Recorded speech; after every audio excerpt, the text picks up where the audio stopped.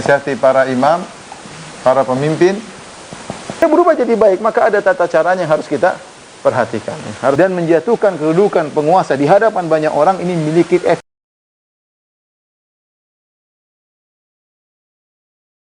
Para imamatul muslim wa ammatin. Perhatikan sini, ini perkara mungkin saya singgung sedikit. Kata Nabi SAW, nasihat untuk kaum muslimin, untuk imam-imam kaum muslimin, imam-imam, pemimpin-pemimpin kaum muslimin dan orang-orang awam. Kata para ulama, di sini Nabi membedakan antara para imam dengan orang awam. Menunjukkan ada perbedaan dalam menasihati, dalam metode menasihati.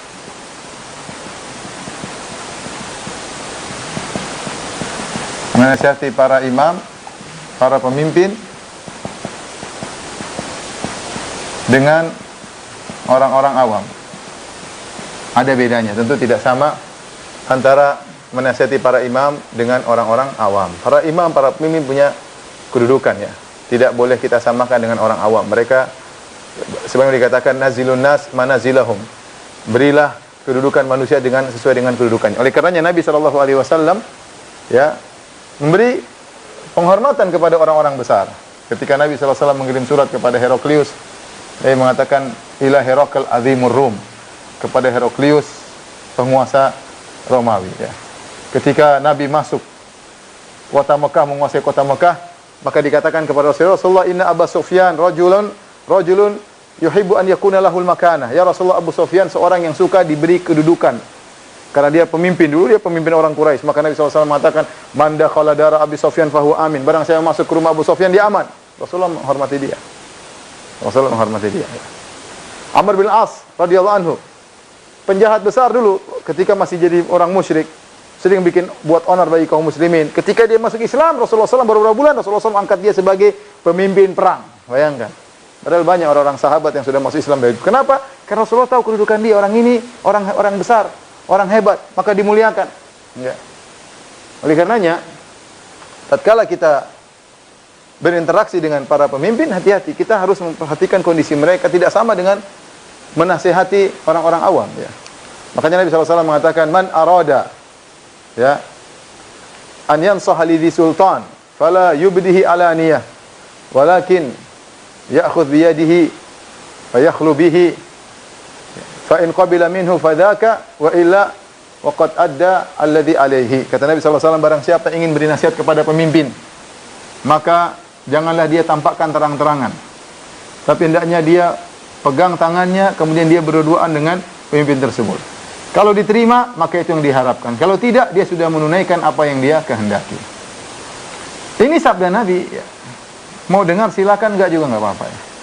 Ya, ini masalah pemimpin, ini masalah yang kadang-kadang kita harus perhatian. Kita ingin cari maslahat. Cari maslahat tatkala memberi nasihat. Adapun beri nasihat kepada orang awam masih lebih ringan ya. Orang awam di sini ya, perhatikan, berkaitan dengan person, kemudian istri, suami, anak-anak, tetangga, semua secara umum dan lain-lain. Jadi, apa sih tujuan nasihat? Apa sih tujuan nasihat? Kita nasihati kaum muslimin, imam-imam, ada orang, nasihatnya apa? Tujuannya apa? Agar dia lebih baik. Nah, kalau tujuan kita agar dia lebih baik, perhatikan ini. Agar lebih baik. Bagaimana caranya? Kita pikir caranya. Apakah dengan maki-maki dia di hadapan banyak orang itu lebih baik? Ingin menasihati istri, tapi nasihatnya di depan banyak orang. Apakah itu menjadi istri kita lebih baik? Ya. Ingin nasihati suami, tapi dengar bongkar aibnya dengan tulis status-status curhat-curhatan, baper-baperan di medsos. Apakah itu menjadikan suami kita lebih baik? Ya. Apakah itu nasihat? Pikirkan sendiri ya. Kita ingin nasihati pemimpin, ingin nasihati penguasa, dengan kita maki-maki, dengan kita hina-hina, dengan kita rendahkan, ya, keburukannya kita angkat, kebaikannya kita sembunyikan. Apakah itu ingin kebaikan? Ya. Jadi kita ingin dia berubah jadi baik, maka ada tata caranya yang harus kita perhatikan. Harus ada tata caranya yang harus kita perhatikan. Saya ingin bacakan perkataan Syekh Utsaimin rahimahullahu taala ya.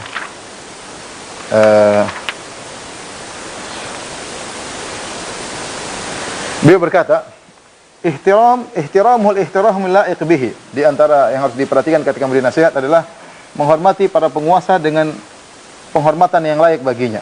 Wa laisa ihtiramu waliyil amr ka ihtirami ammatin nas.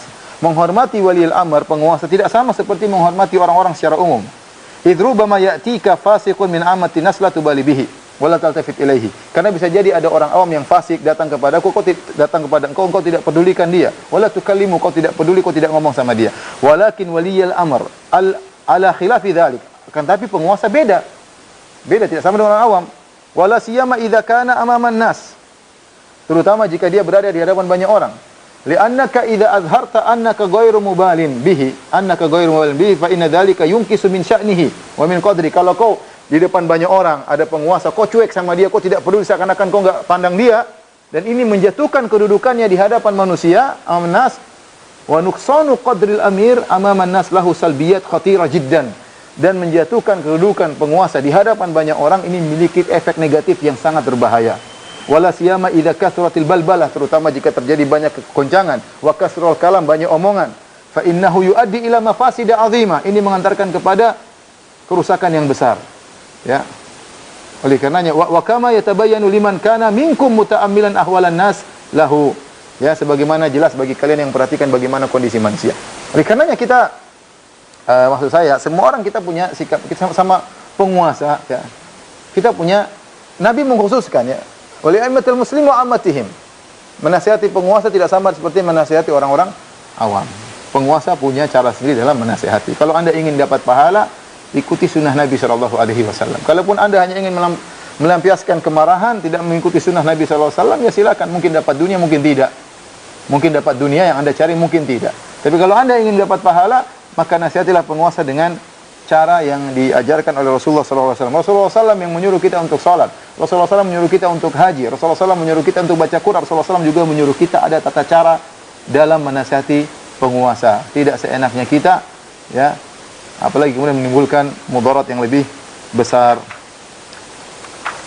Jadi saya ingatkan kembali, namanya kalau kita nasihat, ya, kita ingin perbaikan yang baik, maka pikirkanlah cara menasihati. Baik.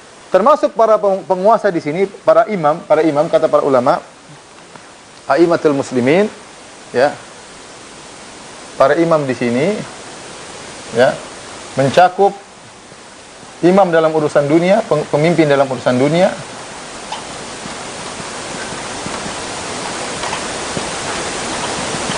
dan pemimpin dalam urusan agama.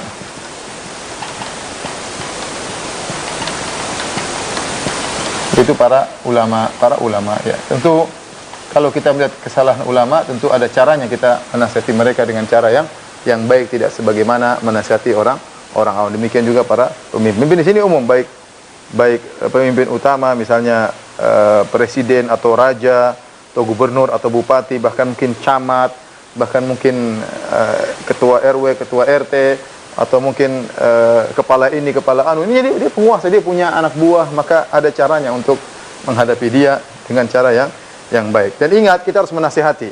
Karena banyak orang-orang yang kurang ajar ya. Kemudian dia datang kepada penguasa, dia bilang, "Gimana? Oh, kondisi aman-aman, kondisi baik-baik." Padahal lagi kacau di masyarakat. Seakan-akan apa yang dilakukan kerjanya muji-muji saja, muji-muji. Kita enggak. Kita jangan demikian. Kalau salah kita kasih tahu, tapi dengan adab, dengan cara yang baik. Ya. Wallahu a'lam bishawab.